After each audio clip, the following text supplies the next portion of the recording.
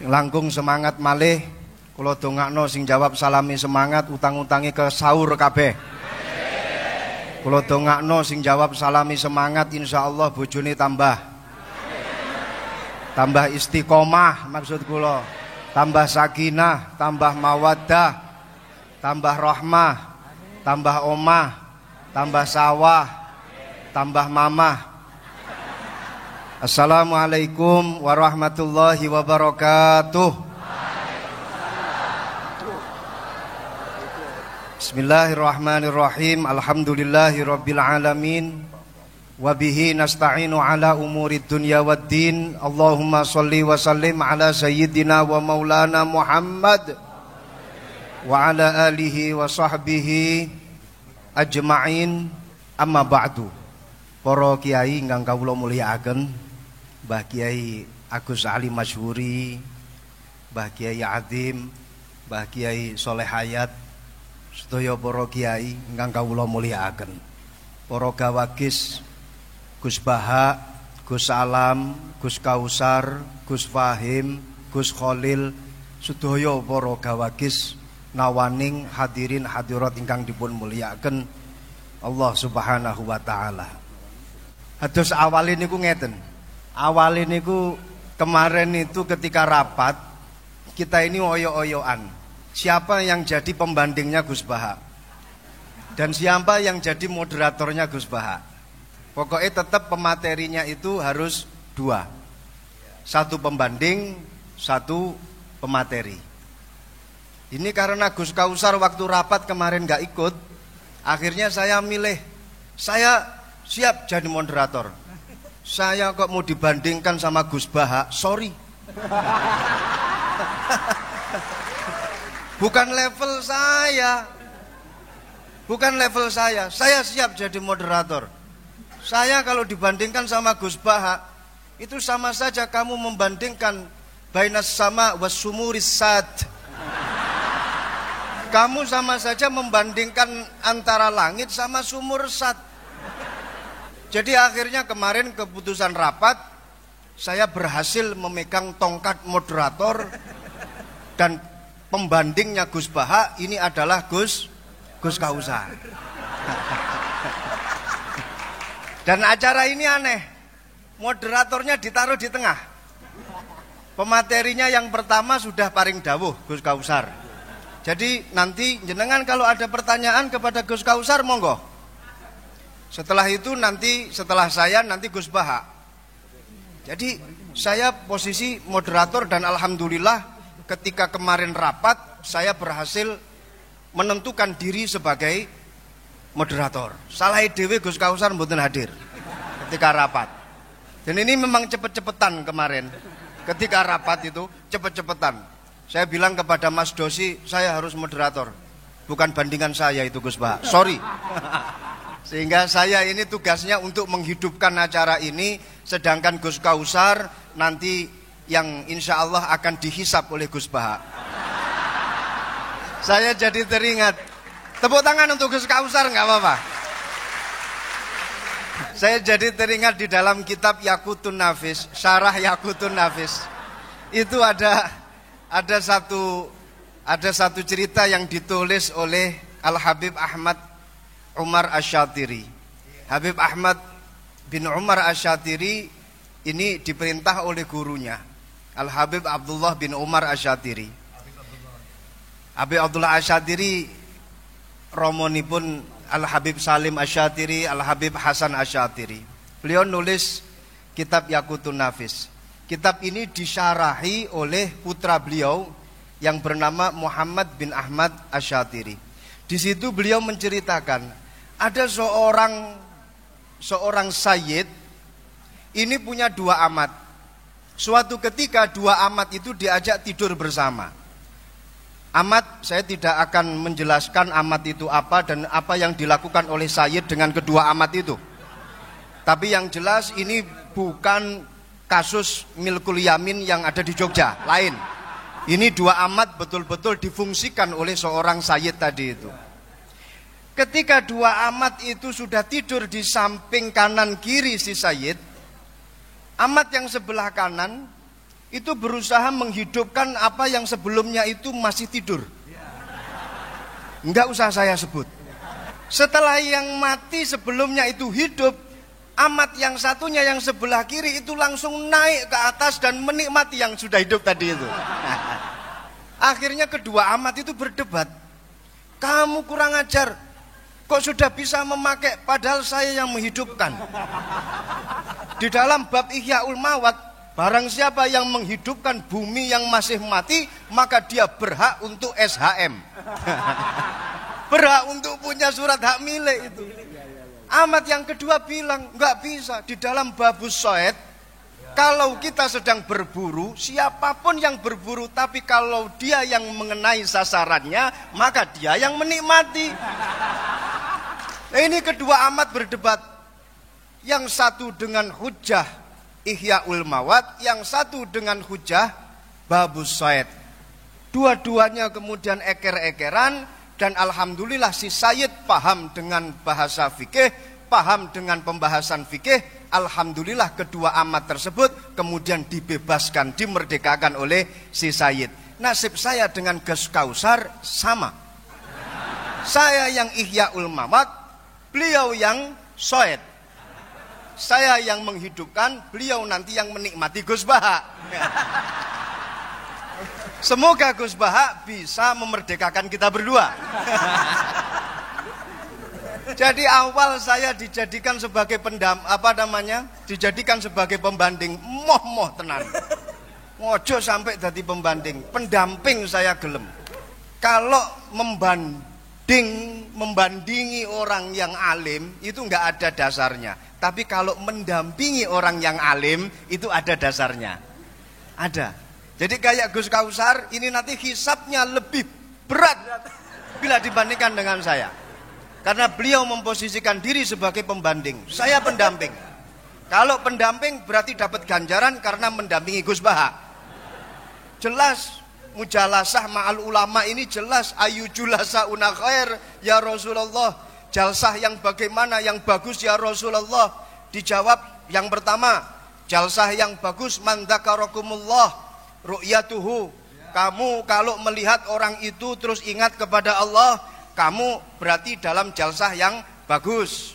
Lah panjenengan lihat Gus Baha kan langsung ingat kepada Allah. Minimal kerentek nang jero ati, kok yo enek makhluke Gusti Allah kaya kene iki. Yang kedua, dawuhnya Rasulullah, man zada fi ilmikum mantikuhu. Dadi lek ngrungokno omongane Gus Baha mesti tambah ilmune. Apa maneh Gus Baha itu kalau ngomong itu mesti diwolak-walik.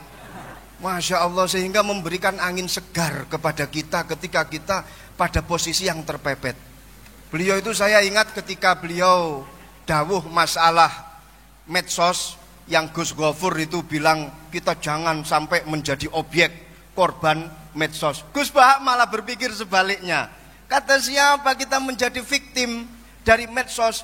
Kita ini yang punya peranan untuk mengatur medsos. Jadi sebenarnya kita ini subjek, bukan objek. Nah, ini pemikiran Gus Baha selalu dibolak-balik seperti itu.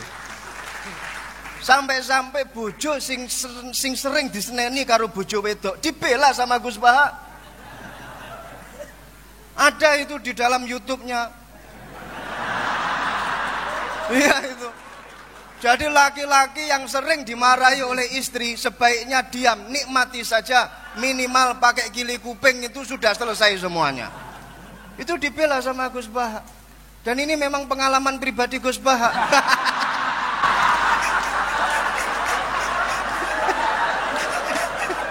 Itu yang saya herankan. Ngono kuwi lho ya nemu dalile. Inna aksara ahlil jannah al-bulhu. Ngono ya digawe. Sesungguhnya penduduk terbanyak di surga itu wong-wong goblok gitu. Ya Allah, sampai wong goblok ya dibelani karo Gus Baha. Jadi memberikan angin segar kepada kita-kita yang bodoh. Kelak nanti di akhirat kita akan reunian di surganya Allah. Amin, amin. Jadi ini saya melihat beliau ini sudah ahlul hikmah. Tapi bukan hikmah masalah perdukunan, bukan. Ahlul hikmah. Sudah apa namanya at-takamul fil fahmi al-aqiq wal ma'rifah wal khibrah. Jadi antara pemahaman beliau dengan ma'rifat beliau, muga-muga dadi wali, minimal wali murid, dan juga khibrah, pengalaman beliau ini sudah tampak semuanya. Ini intelektual yang sebenarnya ya seperti Gus Baha ini. Jadi nggak usah melihat casingnya saja, yang penting pulsanya. Nggak usah melihat casing. Beliau ini adalah the real intellectual person who engage in critical thinking, research, and reflection about society. Rodok lali ini. Gus ini Gus Baha ini. Jadi duwe pemikiran kritis, terus matur ngoten duwe pengalaman, sampai pengalaman karo bojo ya sak pirang-pirang, diseneni bojo ya tetep meneng wae. Muga-muga dikancani karo singa loro kaya dene Imam Ahmad Al-Badawi. Beliau ini kemana-mana selalu bawa pengawal. Yang mutu-mutu ini bawa pengawal. Sudah itu sebagai pengantar pendamping. Sekarang kita masuk pada materi inti. Monggo Gus Baha, jenengan mau ngomong apa saja monggo. Mau mengkonter apa yang telah didawuhkan oleh Gus Kausar, saya malah alhamdulillah. Silahkan, saya hanya sekedar wasilah menghidupkan acara ini saja.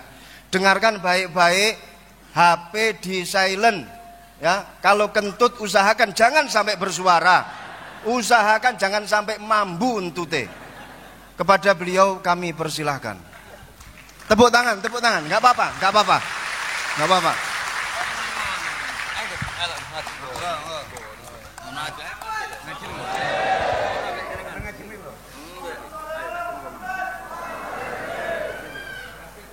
Mendamping.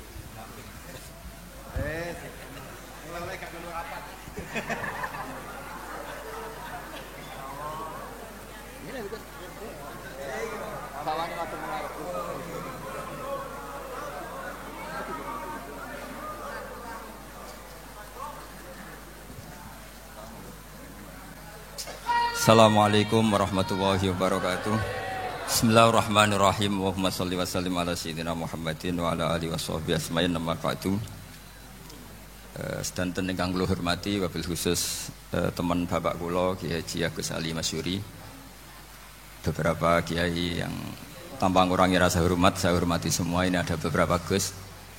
Ini saya ngaji insyaallah seperempat jam.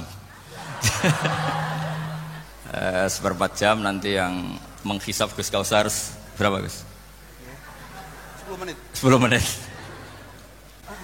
Begini, sebetulnya saya membela semua umat Islam itu ahlul jannah. Karena saya ini ibarat marketing. Kalau orang Kristiani itu kan setiap orang mati sudah tenang bersama Bapak di surga. Jadi kampanye itu menarik sekali.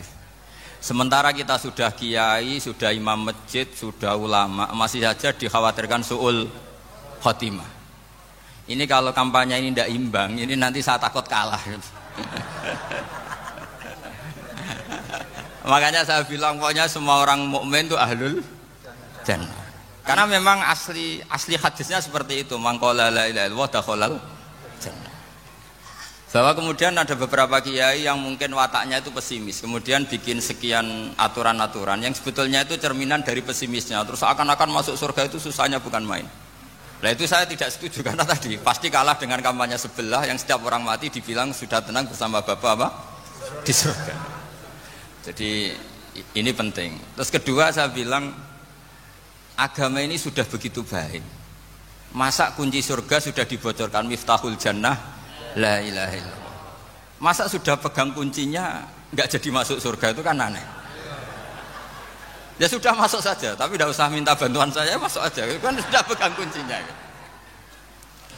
Terus ketiga, kenangan terburuk saya ketika jadi kiai itu gini, saya ada beberapa guru SD datang ke saya. Ini agak-agak masalah besar. Gus, boleh enggak buka ujian nasional yang masih disegel? Semua guru bilang enggak boleh, itu kriminal kan. Ada satu guru yang bikin analogi agak kacau. Boleh saja. Wong ujian di kuburan saja dibocorkan para kiai enggak apa-apa.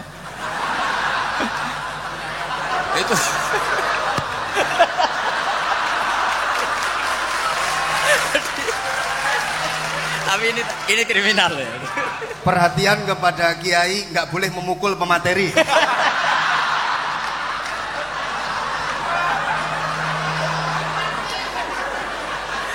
Jadi tentu itu analogi yang salah kan. Marrobuka kan, Tuhan kamu siapa, Nabi kamu. Tuhan kamu siapa, Nabi kamu siapa, imam kamu siapa. Ini kan sudah dibocorkan oleh para kiai. Artinya apa? Nak raiso jawab kebablasan gitu. Terus guru ini berpikir kalau ujian akhirat sekrusial itu saja bisa dibocorkan, kenapa ujian nasional tidak boleh? Tentu ini kias yang salah, saya tidak ngajari seperti itu. Tapi saya ngajari ke kalian betapa mudahnya masuk surga. Kunci jawaban sudah dikasih, kunci pintu masuk sudah dikasih. Kok sampai tidak masuk, ini kebablasan. Paling salah gurunya. Jadi ini kenapa saya sering cerita orang mukmin semuanya itu min ahlil jannah. Itu saya jamin. Sama tidak usah takut su'ul khotimah, tidak usah takut berlebihan seperti itu. Karena setahu saya, setidaknya saya mewakili ulama zaman ini. Rata-rata guru kita ini bermadhab Syadzili dalam berkeyakinan berpikir tentang Allah. Di antara ini yang mulai saya ngomong serius, supaya tadi kan guyonannya sudah diambil Gus Reza sama Gus Kausar. Saya tahu kenapa mereka guyon. Kalau ngomong serius takut kalah sama saya.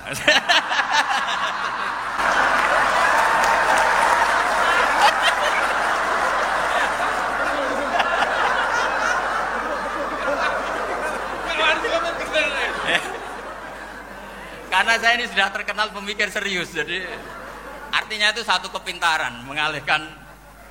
Ya, oh ya, sudah itu satu kecerdasan. Tidak hanya ngalim tapi betul cerdas. Jadi itu bukti beliau ini cerdas itu. Saya berpikir begini, ini madhab Syadzili. Kita semua tentu Syadzili karena kita semua ngaji kitab hikam. Kita tahu kitab hikam itu muridnya Abul Abbas Al-Mursi. Abul Abbas Al-Mursi muridnya Syekh Abil Hasan apa? Asy-Syadzili. Saya masih ingat betul makalah itu dan saya ulang-ulang. Setiap saya ngajar di sarang saya ajarkan. Kilali kata Abul Hasan Asy-Syadzili, saya pernah dapat hatif, dapat semacam ilham. Apa makna min syarril waswasil khannas? Itu kata beliau dijawab oleh hatif itu. Hatif itu nggak perlu diterjemah tadi ada karena tadi diajarin itu. Apa yang dihidupkan itu nggak perlu dijelaskan. kata hatif tadi, waswasun yadkhulu bainaka wa baina habibika. Yunsi ka altofahu alhasanah wa yudzakiru ka af'alaka asai'ah wa yukassiru indaka dzatas shimal wa yuqallilu indaka dzatal yamin liya'dila bika an husni dzanni billah ila su'i dzanni billah.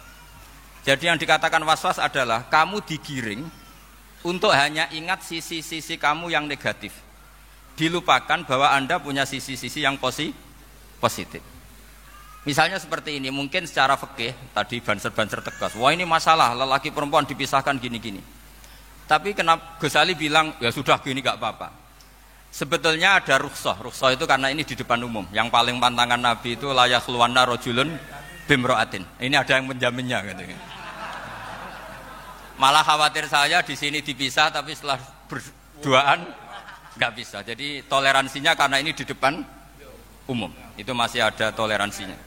La yakhluwanna rajulun bimra'atin. Begitu juga ketika kita dosa, misalnya kita dosa. Orang Islam setiap dosa itu pasti ingat salahnya, kemudian istighfar. Ketika satu kebaikan dibandingkan keburukan, itu kata semua ulama, karena sayyi'ah itu bernilai 1, kebaikan bernilai apa? 10. Itu masih surplus berapa? 9. Jadi itu cara berpikir Abul Hasan Asy-Syadzili. Kenapa kamu harus berpikir positif tentang Tuhan? Sekali berpikir tentang negatif, itu bahaya betul. Misalnya begini, kamu berpikir tak rewangi jadi kiai, sujud, rukuk, ternyata aku tetap mlebu neraka. Gunane apa? Itu menurut saya kan gak punya akal. Sujud itu satu kelaziman menghamba kepada Allah. Normalnya seorang hamba itu ya sujud. Kemudian gara-gara kamu ingin masuk surga, terus logika kamu dibalik. Gunanya apa saya sujud? Ternyata saya masuk neraka. Itu pertanyaan yang benar-benar bodoh dan itu menjadikan Allah benci. Logikanya dibalik begini. Ini saya ngomong serius karena ini bentuk kemenangan saya ini bentuk kemenangan saya.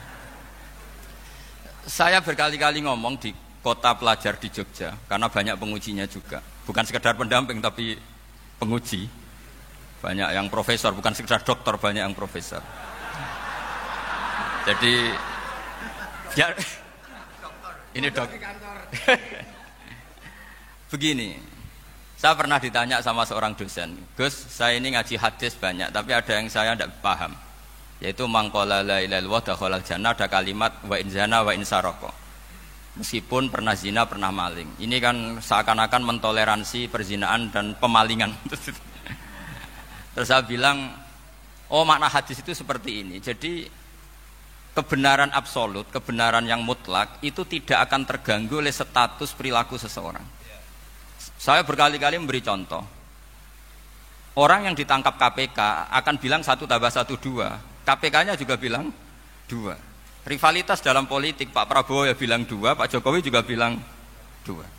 Orang yang zaniyah, yang lonte pun akan bilang 2. Muftinya juga bilang 2. Ketua MUI-nya juga bilang 2. Artinya gini, kebenaran yang absolut adalah kebenaran yang siapapun akan meyakini seperti itu. Seperti 1 + 1 2. Kamu punya musuh bilang 2. Kalau ibu-ibu ini punya maru, ya marunya bilang 2 tadi tambah mama. Enggak tahu saya terjemahnya apa tadi. Nah, kebenaran yang absolut itu kebenaran yang siapapun pasti mengakui. Dan uniknya begini, saya kalau saya pernah ngaji acara himmah, acara pondok sarang di Demak. Kalau kamu bilang 1 + 1 menjadi 2, untuk mengatakan 2 itu kamu butuh hadiah enggak? Mereka semua jawab enggak. Kita semua enjoy saja mengatakan tembok itu putih. Kenapa? Karena memang putih. Kita mengatakan 1 + 1 2 karena memang kita tanpa presentasi dapat hadiah, dapat penghormatan. Kenapa untuk mengatakan Allah itu Tuhan kita butuh surga? Memangnya kalau tidak ada surga Allah tidak jadi Tuhan? Ini problem orang soleh-soleh yang terlalu pesimis. Makanya nanti orang-orang soleh itu masuk surganya berat. Tapi kalau orang alim lebih gampang kira-kira seperti itu. Iya, karena kan imannya lebih bagus. Dalam hadis qudsi Allah ini yang dibuli orang-orang soleh. Laulam akhluk jannatan wala naron alam akun ahlan an uto'a, dalam hadis qudsi itu. Kalau saja saya tidak menciptakan surga dan neraka, apa saya tidak jadi Tuhan yang perlu ditaati? Apa kalau kamu tidak saya kasih uang 1 juta terus bilang 1 + 1 11? Enggak kan? Tetap bilang berapa? 2. Kalau kebenaran absolut yang 1 + 1 kamu bilang 2 meskipun tanpa mendapat hadiah. Kenapa untuk bilang Allah Tuhan kamu butuh hadiah surga? Itu kan ra ikhlas blas. Makanya saya terus mengajarkan ikhlas. Ikhlas itu bisa dilatih dengan akal, dengan pikiran, bil ilmi lah. Harus dilatih. Nah di sini ini momen atau makna yang mestinya harus difahami wa in zana wa in sar. Bahwa kalimat ini sah meskipun dilafatkan seorang yang pernah zina. Sama seperti 1 + 1 2 sah, diucapkan siapa saja sah. Dan siapapun akan mengucapkan itu secara ikhlas. Ini penting saya utarakan. Sehingga setelah ada firqah-firqah takfiri yang mengatakan orang megang keris itu syirik, ke kuburan syirik, ini syirik. Itu salah besar. Salahnya adalah tadi kalimat-kalimat atau kebenaran-kebenaran absolut ini sudah jadi sibghatullah man ahsanu minallahi sibghah. Kalimat ini begitu absolut di hatinya orang mukmin. Sehingga ketika terganggu oleh hal-hal yang adat istiadat kayak pegang keris, kayak apa, ini tidak mengganggu. Tetap kualitas iman ini di atas keyakinan adat membawa apa keris. Kalau orang membawa keris menjadi syirik karena percaya sama makhluk. Orang misalnya kejawen kalau nggak bawa keris nggak nyaman. Orang kota itu kalau nggak bawa ATM juga nggak nyaman. Itu tidak dihukumi syirik. Kamu pergi lupa bawa HP nyaman ndak? Ndak, kenapa ndak dihukumi syirik? Jadi ini logika. Jadi makanya ini Gus Reza boleh ngeritik saya itu berkali-kali bilang, saya termasuk ulama yang mau bikin gerakan cangkem elek. Karena nanti kalau saya nisbatkan ke Rasulullah itu tidak pantas, karena Nabi ahsanan nasi khalqau wa khuluqa. Tapi saya siap jadi bempernya Rasulullah sallallahu alaihi wasallam. Pernah ada diskusi di Jakarta, ini kisah nyata. Apa dalilnya setelah sholat salaman? Mana hadisnya? Itu dijawab hadisnya tentu kita kesulitan. Kalaupun ada hadisnya dhaif semua yang masalah mushafahah. Akhirnya mau tidak mau dijawab pakai cangkem elek. Boleh enggak kamu setelah salam nyalain HP yang off? Boleh. Boleh enggak ke kamar mandi? Boleh. Oh berarti kencing boleh, nyalain HP boleh, yang enggak boleh itu ingat Allah. Karena mereka mengkritik wiridan, ngeritik salam. Akhirnya mikir deh. Ada enggak hadisnya orang setelah sholat nyalain HP? Enggak ada kan? Tapi mereka nyalain HP enggak hambatan, tapi untuk salaman masalahkan. ke kamar mandi boleh, tapi untuk wiridan tidak boleh. Akhirnya mereka sadar, oh iya, lama-lama dibisi gini yang kelompok itu, kamu itu korban aliran supaya kamu gak ingat Allah, ingatnya HP-nya, sehingga orang wiridan kamu kritik, orang nyalain HP tidak kamu kritik. Itu kelompok itu adalah kelompok orang-orang yang supaya orang Islam itu lupa Tuhannya. Itu gerakan cangkem melek, tapi jadikan orang sadar. Jadi ini penting. Jadi kalau kamu tidak bisa bela agama dengan jalan yang lurus karena tidak bakat gitu, nggak apa-apa pakai cangkem melek tadi, karena nggak mungkin gerakan ini dinisbatkan kepada Rasulullah Shallallahu Alaihi Wasallam. Kalau soal sanad, saya punya sekian sanad tentang itu, tapi tidak usah kamu ikuti. Ada orang tanya, ya Pak Kiai, kalau setan dibakar di neraka panasan enggak? Ya panasan. Lo kan setan dari api, ngapain harus panasan? Kan materinya sama. Terus Kak Kiai tadi gak kesulitan, dia ngambil pasir, disawero di wajahnya. Wah sakit Kiai, kamu kan dari tanah, kena tanah kok. Jadi itu ada sekian, artinya gini ya, kalau kesulitan jawab pakai baik-baik ya sudah pakai cangkem melek itu aja kan. Tapi tentu kan gerakan ini tidak mungkin dinisbatkan kepada para nabi. Tapi saya pastikan meskipun nggak bisa dinisbatkan kepada para nabi dari segi cangkem melek tadi, tapi secara semangat itu sama. Saya punya sekian contoh. Benar Gus Riza tadi gojlok saya sengawur-ngawurnya itu masih punya sanad. Itu pas saya ngawur pun masih punya apa? Sanad. Nabi Ibrahim itu ketika faja'alahum juzatan illa kabirallahum itu, si berhala paling besar dikasih kapak. Ketika mereka geger, ini siapa yang memecahkan berhala-berhala kecil? Kata mereka, sami'na fata yadhkuruhum yuqalu lahu Ibrahim. Ya kira-kira Ibrahim lagi. Terus Ibrahim didatangkan, siapa yang melakukan ini semua? Ini jawaban Nabi Ibrahim, bal fa'alahu kabiruhum hadza. Ya tanya yang bawa pedal, saya kan tidak bawa. Terus kata orang-orang, otak kamu itu di mana? Masa berhala disuruh nanya, kan nggak bisa ngomong. Ibrahim kembalikan, uffil lakum wa lima ta'buduna min dunillah. Lalu otak kamu di mana? Sudah tahu tidak bisa ngomong kok disembah gitu. Itu ada kata uffin loh.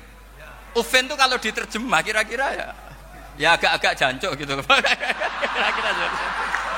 Ya kira-kira seperti itu. Jadi sekarang dalilnya jancuk apa Gus?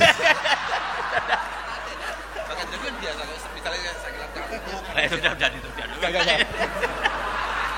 Gimana? Jancuk itu dari daksu, tinggalkanlah suan perkara sing elek. Krono ilate wong Surabaya kakean rawon, akhirnya ngomongnya jancuk. Gitu.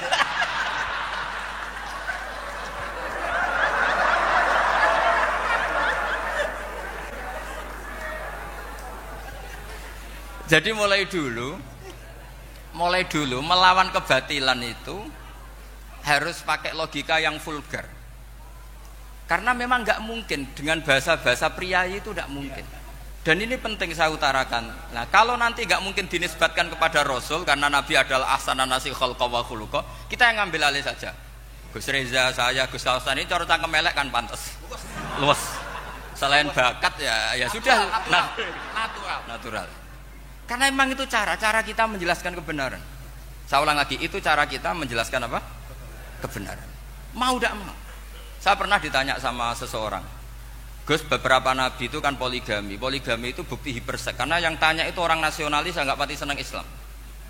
Terus tak balik tanya, perempuan itu makhluk lemah enggak? Ya lemah. Kalau nolong lama satu itu gimana? Ya baik. Kenapa nolong dua jadi tidak baik? Harusnya kalau nolong tiga tidak baik. Tapi saya tidak dukung poligami enggak. Ini cerita saya. Setidaknya mereka jadi ingat. Saya itu pernah ditanya agak-agak orang ateis. Dia benci Islam tapi neliti Islam. Pertanyaan kedua, kenapa dalam perang itu seakan-akan Nabi itu perampok, hartanya orang kafir disita kemudian menjadi ghanimah? Itu kan kayak ngerampok. Terus saya tanya gini, kalau ada penjahat ke rumah kamu kemudian pakai senjata api, setelah kamu ringkus, itu senjata api kamu kembalikan apa kamu sita?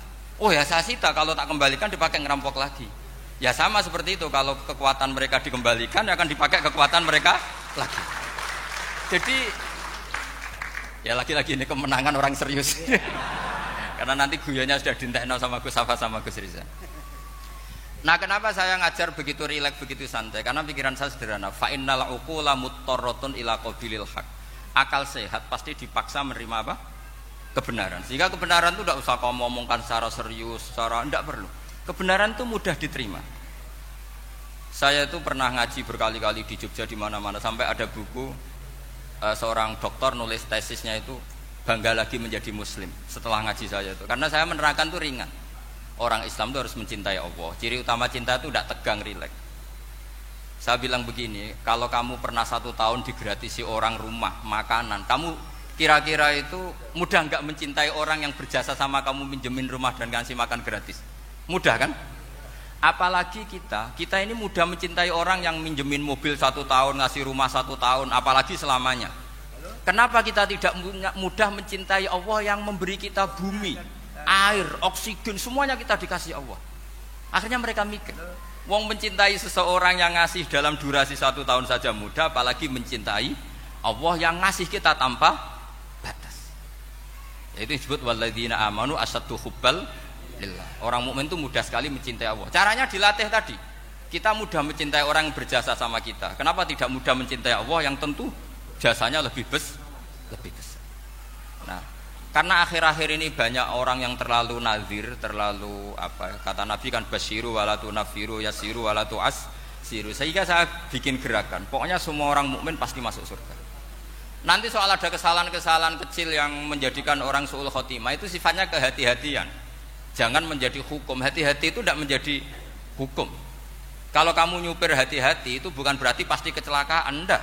Hati-hati itu ya hati-hati saja, tidak menjadi hukum. Ini penting saya utarakan karena kubu sebelah kampanyenya sudah tadi, setiap mati mesti tenang bersama Bapak di surga. Sementara kita mau kampanye, kamu sholat tidak mesti diterima, haji tidak mesti diterima, jadi kiai tidak mesti masuk surga. Coba kalau kita kampanye gitu terus, yang mau jadi muslim itu siapa? Jadi ini sudah tak perhitungkan matang-matang, saya milih macam seperti itu.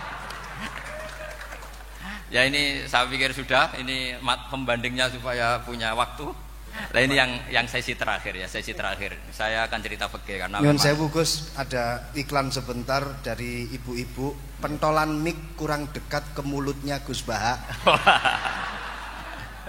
Sehingga suaranya tidak terdengar sampai ke belakang. Oh, gitu, pentolannya ya? Didekatkan Gus. Oh, iya.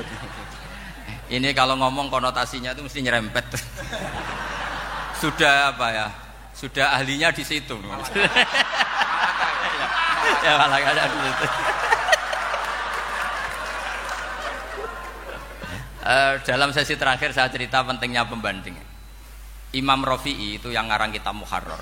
Kitab Muharrar ini adalah ringkasan dari kitab Al-Wasit. Al-Wasit itu karangannya Imam Ghazali.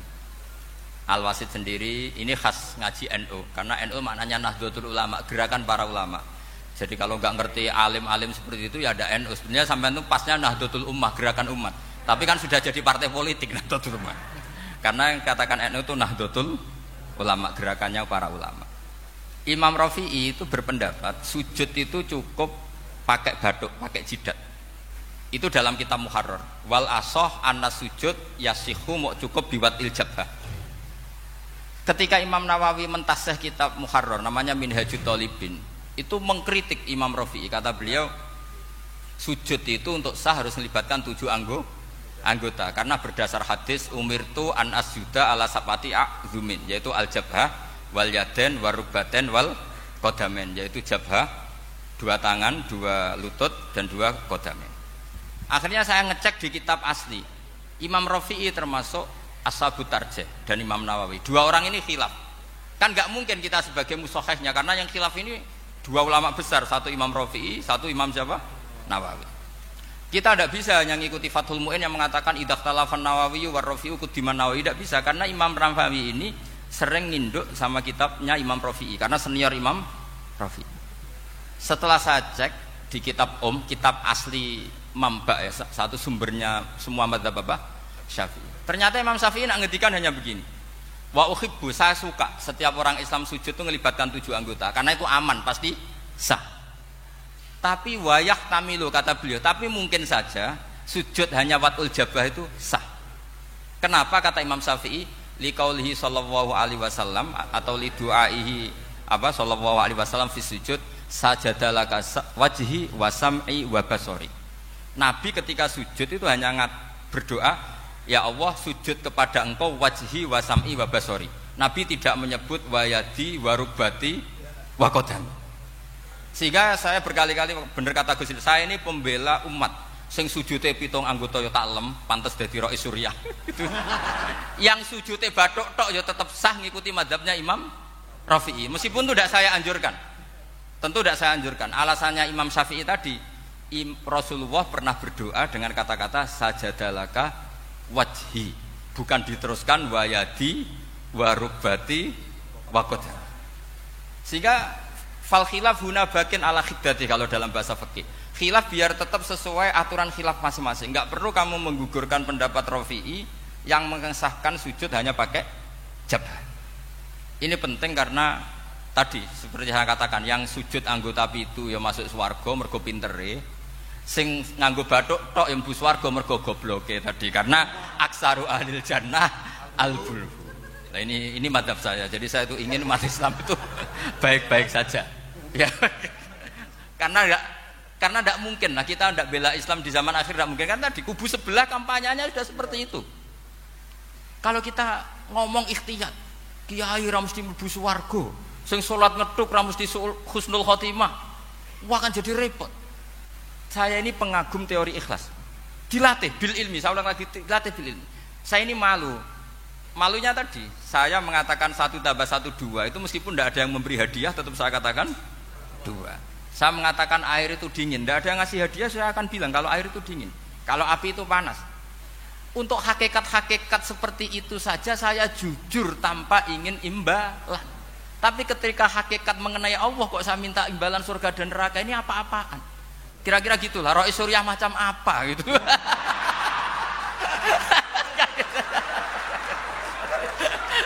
Ya saya kira demikian. Assalamualaikum warahmatullahi wabarakatuh. Waalaikumsalam warahmatullahi wabarakatuh. Alhamdulillah. Baru kali ini ada seminar yang dikritik terus sama pemateri itu pendampingnya. Mestinya pembandingnya. Tapi luar biasa para milenial semuanya, Masya Allah, terlihat wajah-wajah surga di majelis ini. Walaupun toh yang hadir tidak semuanya milenial, ada post milenial juga di sini. Ada yang Gus dan juga ada yang Kiai. Kalau Gus biasanya kan masih bisa tolah-toleh, kalau Kiai harus fokus. Tapi yang paling fleksibel di PWNU Jawa Timur, yang paling enak itu adalah beliau, Kiai Haji Agus Ali Mazhuri. Enake pripun? Dadi kiai ya iso, dadi Gus ya iso. Itu posisinya paling enak di antara pengurus-pengurus yang lain. Tepuk tangan untuk beliau. Enggak apa-apa. Langsung saya buka pertanyaan. Yang ditanya 2 orang, jangan pendampingnya. Yang ditanya 2 orang. Kalau enggak Gus Baha, Gus Kausar. Saya hitung sampai 10, nggak ada pertanyaan, kita tutup dengan doa. 1, 10. Ada yang 2 mawon nggih, pertanyaannya 2. 1, monggo. Yang perempuan, saya ingin yang perempuan, monggo. Sudah 2. Silakan. Bismillahirrahmanirrahim. Assalamualaikum warahmatullahi wabarakatuh. Yang saya ingin tanyakan kepada Gus Baha, saya itu sering ngaji lewat YouTube panjenengan Gus.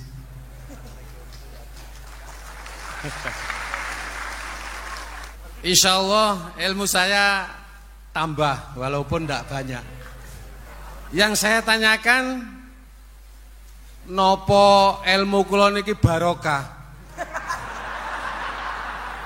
Yang pertama, karena saya ngaji lewat YouTube panjenengan, saya tidak izin. Untuk itu hari ini saya izin panjenengan. Mudah-mudahan ilmu ingkang saya dapat dari panjenengan niku saged barokah. Niku Gus.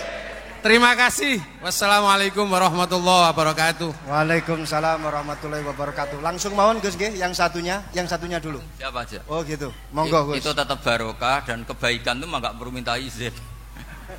Kalau kebaikan minta izin jadi repot.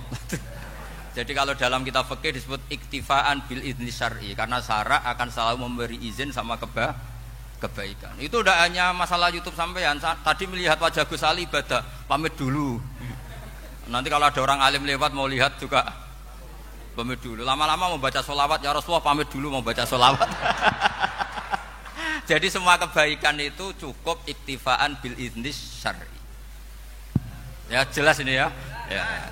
Oke, terima kasih. Jangan lupa pulsane tuku dhewe lek ndelok YouTube.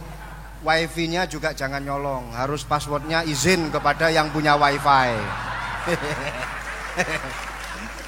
Baru nanti 100% barokah. Mbak yang belakang bisa berdiri, yang mau tanya tadi. Ya, silakan. Bismillahirrahmanirrahim. Assalamualaikum warahmatullahi wabarakatuh. Mohon izin Yai Gus, saya di sini mau tanya. Selain sebagai pelajar santri, saya juga sebagai seorang mahasiswi di salah satu universitas di Surabaya.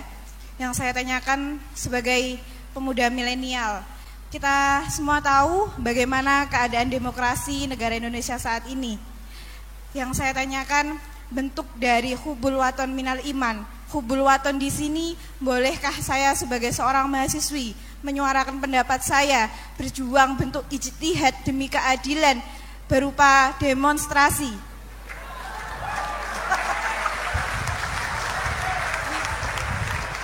Ngapunten. Yang saya tanyakan di sini, bagaimana menurut Gus, apakah saya melakukan demonstrasi ini sudah baik atau sangat baik atau mungkin perlu dikaji kembali? Terima kasih. Wassalamualaikum warahmatullahi wabarakatuh. Hubungan antara demonstrasi dan hubbul wadon minal iman. Hah? Oh ya, hubbul waton minal iman. Monggo Gus.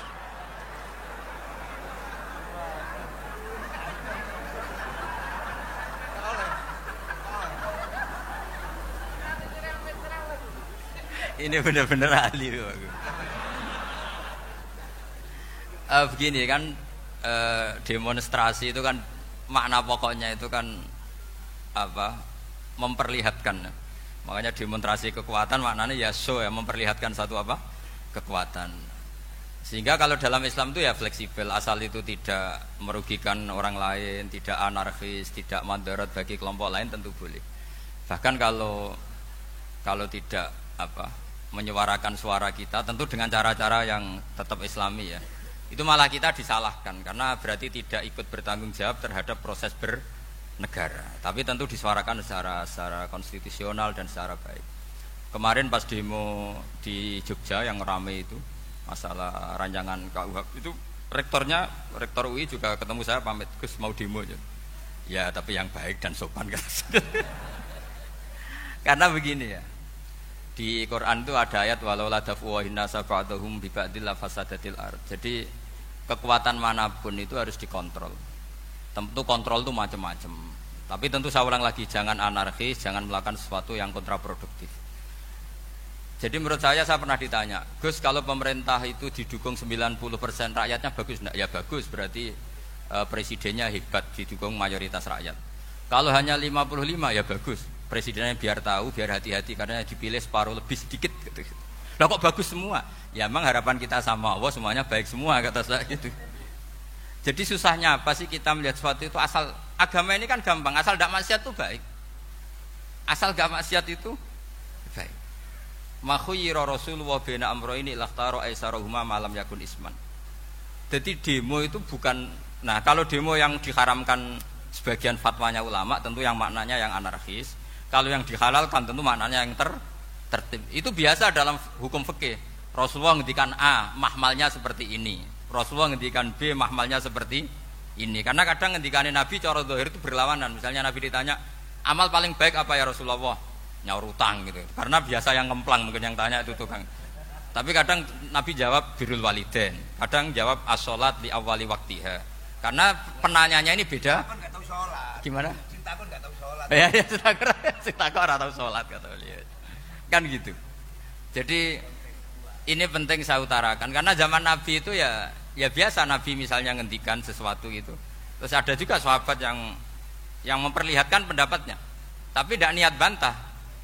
Masyhur itu dalam tarikh. Saya beri contoh yang masyhur itu.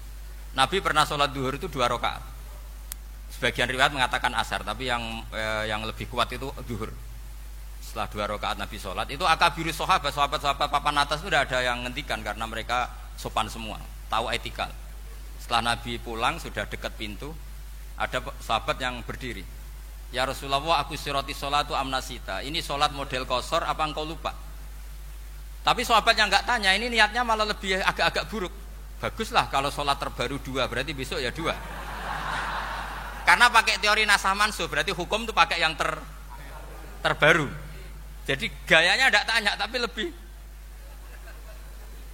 sama. Mungkin yang setuju undang-undang tadi ya tentang rumah tangga, kalau istri nggak mau dikumpuli tetap dipaksa, nanti suaminya bisa dilaporkan ke pengadilan gitu.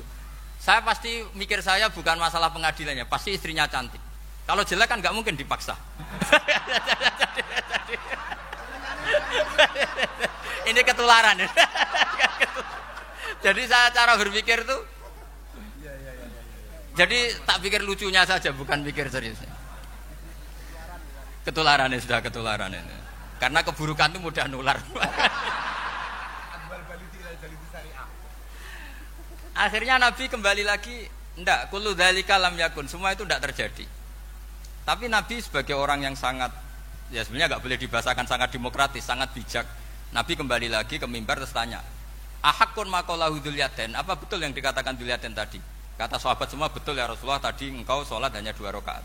Nabi kemudian takbir lagi, meneruskan 2 rakaat terus salam. Artinya kalau demonstrasi itu dengan makna mengutarakan dapat dengan cara yang dijamin konstitusi, ya itu kan normal-normal saja, nggak ada masalah. Saya pernah derekno bapak, itu ada pertanyaan yang benar-benar mengusik saya. Ada orang miskin datang ke bapak, Pak Yai, jadi wong melarat itu ra enak. Sajane ya wis suwe dadi melarat ra enak. Itu pas Ramadan. Kenapa kata bapak? Bapak saya itu teman akrabnya Gus Ali, senengane ya guyon, mau meninggal aja masih guyon. Bapak itu guyon terus. Kenapa ya? Sudah puasa nggak makan, buruh orang, macul itu kan berat. Mau istirahat nggak boleh karena buruh orang. Enak jadi wong sugih puasa diam di rumah gini-gini terus kata bapak saya gini, enak wong melarat. Jadi wong sugih nak puasa berat. Kok sakit ya? Esok mangan pecel, awan rawon, engkok sore sidik sate. Jadi yang harus ditinggalkan itu banyak. Nak sampean kan biasa meninggalkan itu semua. Semenjak itu dia, oh iya, nak ngono podo-podo abot. Jadi hasutnya pada orang kaya terus nggak ada. Nah ini pentingnya ilmu. Jadi pentingnya berdamping tadi itu. Setelah diberi jelasan, oh maturuni ternyata podo-podo abot gitu. Dia nggak tahu susahnya jadi orang kaya. Ya sama seperti tadi. Ya saya puasa, kerja gini-gini, bojo sitok elek. Terus dari yang bojone 4 cantik semua, abot aku. Karena harus ninggalkan 4 yang cantik tadi, yang bisa menghidupkan tadi itu. Itu kan juga demonstrasi, artinya mengutarakan apa yang, jadi itu saya pikir seperti itu. Ya ini pokoknya gitu aja. Assalamualaikum warahmatullahi wabarakatuh. Waalaikumsalam warahmatullahi wabarakatuh. Tepuk tangan untuk beliau. Kita doakan semoga beliau sehat walafiat, panjang umur, jembar rezeki, jembar urip, jembar awak, tambah rezeki, tambah bojo. Doa dari Kiai Agus Salim Masyuri. Saya serahkan kepada Gus Salam. Gus, ini mau dilanjut? Enggak usah khawatir, jenengan enggak akan dihisab. Iya, ini dilanjut atau sudah off sampai di sini? Sambun? Lanjut? Gus Bah, ada acara pesawat jam berapa nanti, Gus? Pripun Yai? Doa mawon. Sampun nggih. Monggo saya serahkan kepada. Assalamualaikum warahmatullahi wabarakatuh. Oke, jadi itulah teman-teman rangkaian ngaji kita bersama dengan Kiai Haji Bahaudin Salim atau Gus Baha, yang ada bersama PWNU Jawa Timur, Gus Riza, Gus Kausar, Kiai Haji Agus Ali Masyuri, dan Gus Fahim dan lainnya. Ada Adu Kojrok Kiai Muda NU, 3 Sungai Muda Nahdlatul Ulama. Catatan yang bisa kita dapatkan, yang pertama, jika kamu melihat orang itu kamu menjadi ingat Allah, maka kamu mendengarkan orang itu menjadi bertambah ilmunya, maka itu menjadi ulama yang benar. jika kamu ikuti. Kemudian demikian debatnya Gus Baha. Semoga seperti halnya Imam Ahmad Al-Badawi yang selalu didampingi oleh dua singa. Semoga Gus Baha didampingi oleh Gus Kausar dan Gus Reza menjadi waliullah yang membela fakir miskin dan muslim pada umumnya di Indonesia. Yang ketiga, semua umat Islam itu ahlul jannah. Itu yang akan terus dikampanyekan Gus Baha, karena di umat agama lain kampanyenya adalah telah berpulang bersama Bapa di surga, dan di Islam kadang justru ada pemikiran atau ancaman su'ul khotimah, padahal setiap muslim sudah dikasih kunci surga miftahul jannah la ilaha illallah. Tidak hanya itu, di Islam pertanyaan sakral ujian di alam kubur saja diberikan kunci jawabannya. Dalam hal ini adalah talqin. Ini menjelaskan bahwa di Islam masuk surga itu mudah. Jikapun ada ancaman su'ul khotimah, itu hanya untuk kehati-hatian kita saja. Sebagaimana orang yang mengendari motor itu harus hati-hati meskipun ada ancaman kemungkinan kecelakaan. Kemudian apa makna waswasil khannas? Waswas adalah kamu digiring hanya untuk ingat sisi-sisi negatif dan kamu dilalaikan untuk ingat sisi-sisi yang positif. Padahal setiap kebaikan dibandingkan keburukan itu, kebaikan bernilai 10 dan keburukan bernilai 1. Masih ada selisih kebaikan yaitu 9. Sehingga kemungkinan akan lebih banyak kebaikan dibandingkan keburukan. Kebenaran absolut tidak hanya akan tergantung pada orang yang tidak terganggu oleh keburukan yang terjadi. Maksudnya orang bisa masuk surga dengan kalimat la ilaha illallah meskipun ia pernah berdosa, pernah berzina dan mencuri. Kata miftahul jannah la ilaha illallah itu adalah kebenaran absolut, tidak peduli keburukan yang pernah dilakukan. Jika engkau menjawab 1 tambah 1 sama dengan 2 tanpa dibayar pun mengatakan seperti itu, masa kamu harus diberi surga terlebih dahulu untuk mengakui Allah itu Tuhan? Jika keris dihukumi syirik, maka sebentar kita melihat orang Jawa kemana-mana tidak nyaman jika tidak membawa keris. Orang kota juga tidak nyaman jika pergi tanpa membawa ATM. Lalu ATM itu syirik tidak? Jimat bukan? Gerakan cangkem elek yang digaungkan Gus Baha untuk menjawab gerakan takfiri atau sering mengatakan sesat pada kelompok lain, misal zikiran dan salaman setelah sholat itu dikatakan bid'ah, maka harusnya selesai sholat di kamar mandi juga sama saja, atau menghidupkan handphone juga sama saja bid'ah. Janjuk berasal dari kata jaksu yang berarti tinggalkanlah kejelekan dan kebatilan. Karena orang Surabaya sulit mengucapkannya, maka bilangnya menjadi janjuk. Apakah poligami menandakan hiperseks? Perempuan itu lemah. Jika bisa menolong 2, kenapa harus 1 saja? Lalu kenapa perang ada harta rampasan, kan seperti perampok? Jika kamu bisa melumpuhkan penjahat yang membawa pistol, apakah pistolnya akan diberikan lagi kepada penjahat itu? Tentu saja tidak. Tentu senjatanya akan kita sita. Kemudian kita mudah mencintai orang yang berjasa pada kita, maka harusnya kita lebih mudah untuk mencintai Allah yang paling berjasa untuk kita. Bahwasanya setiap muslim itu pasti masuk surga. Persoalan kesalahan atau keburukan itu agar kita lebih hati-hati saja. Pentingnya pembanding adalah untuk menambah referensi dasar hukum beribadah, di mana ketika kita ada perbedaan maka tetap punya dasar keilmuan yang kuat, pada dasar fikih yang bisa sama-sama dibenarkan. Perbedaan adalah keberkahan. Kemudian apakah ngaji lewat YouTube itu harus izin dan bisa mendapatkan berkah? Ya, itu tetap barokah dan tidak, kebaikan itu tidak perlu minta izin, karena setiap pemberi kebaikan akan selalu mengizinkan kebaikan yang dilakukan. Cukup niat dan tindakan kebaikan yang nyata. Kemudian yang terakhir adalah sebagaimana pemuda milenial dan mahasiswa, bolehkah untuk ikut berdemo, apalagi perempuan? Apakah sudah benar? Dalam rangka memperlihatkan pendapat atau demonstrasi itu boleh saja, asal tetap islami dan tidak anarkis secara konstitusional. Kekuatan manapun harus dikontrol, maka demonstrasi itu bisa jadi alat untuk mengontrol masyarakat pada pemimpinnya. Nah, mungkin itu yang bisa kita catatkan pada ngaji kita kali ini. Semoga menjadi ilmu yang manfaat dunia akhirat, menjadi amal ibadah Gus Baha yang berkah dan berkah untuk kita semua. Terima kasih teman-teman. Assalamualaikum warahmatullahi wabarakatuh.